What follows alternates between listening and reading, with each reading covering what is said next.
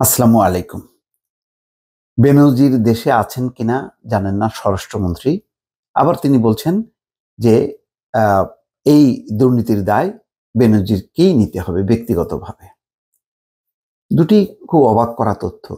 বেনজির আছেন কিনা এটা স্বরাষ্ট্রমন্ত্রী যদি না জানেন, তাহলে গণমাধ্যমগুলো কোথা থেকে জানলেন?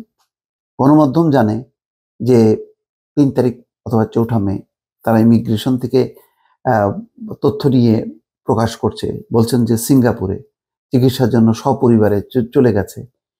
এইরকম একটা গুরুত্বপূর্ণ তথ্য যাকে নিয়ে দেশে বিদেশে এত ঝাঁকুনি চলতেছে, শত শত বিঘা জমি, ৩৩টা ব্যাংক অ্যাকাউন্ট, দুর্নীতির যে কি পরিমাণ সীমা পরিসীমা যার নেই, তো তার ব্যাপারে স্বরাষ্ট্রমন্ত্রীর কাছে কেউ খবর দিল না।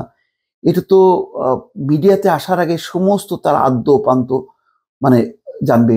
তো এটা তো এখন তাহলে এয়ারপোর্টের যত ইমিগ্রেশন ডিপার্টমেন্টে যারা আছে সবাইকে তো সাসপেন্ড করে দেওয়া উচিত, যে যার বিরুদ্ধে সরকার তদন্ত করছে আনুষ্ঠানিকভাবে সে এটার বুঝ না দিয়ে যে সে কিভাবে চলে গেল।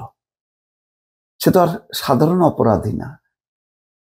তাহলে তো মানে আর বেনজিরের এটা যদি অপরাধ না হয়, এটা যদি দুর্নীতি না হয়, তাহলে তো বাংলাদেশে আর কোনো দুর্নীতি নেই।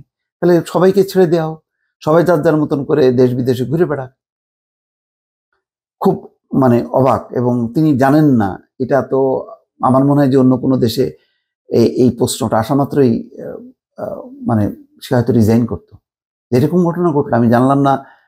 আইজিপি চলে গেল, যার বিরুদ্ধে সরকার আনুষ্ঠানিকভাবে আহ, তদন্ত করছে। এই জন্যই দেখেন গণমাধ্যমগুলো মতামতগুলো তো কি লিখছে, সবাই বলছে যে এইটা আসলে লোক দেখানো একটা, হয়তো মহল বিশেষকে আন্তর্জাতিক ভাবে কাউকে কাউকে খুশি করানোর জন্য এবং আভ্যন্তরীণ ভাবে একটু মেসেজ দেয়া, ভাই অনেক হয়েছে, এখন একটু তোরা থাম, একটু দেখো আমরা এদেরকেও ছাড়তেছি না। কিন্তু ঠিক ওইভাবে যে মার কাট কাট করে যে সরকার যে খুব দৃঢ়চেতা ভঙ্গি, সেটা কিন্তু নাই।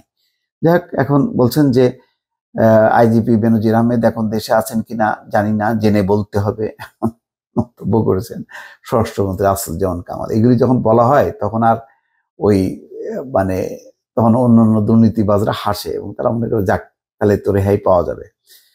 আসাদুজ্জামান কামাল বলছেন, কেউ যদি অন্যায় করে থাকে আইন অনুযায়ী তার বিচার হবে। সাবেক আইজিপি বেনজির আহমেদ দুর্নীতি করে থাকলে এটা তার ব্যক্তিগত ব্যাপার, এর দায় পুলিশ বাহিনী নেবে না।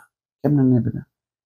এই তদন্ত কেচক খুঁড়তে গেলে তো এখন সাপ বেরোবে, তো এই সাপের দায়িত্ব কি নেবে না? বোঝা যাচ্ছে না যে এইগুলি হলো অর্গানাইজড ক্রাইম।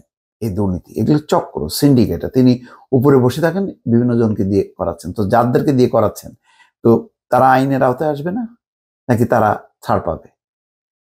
এরকম হাফ ডান জিনিস কখনো হয় না। এবং আমার ধারণা যে আহ, আসলে দেখেন, বলছেন যে আসলে তিনি কতটুকু সম্পদ করেছেন কিংবা পাচার করেছেন এই ব্যাপারে আমাদের হাতে কোনো প্রমাণ নেই। এই নিয়ে তদন্ত চলছে।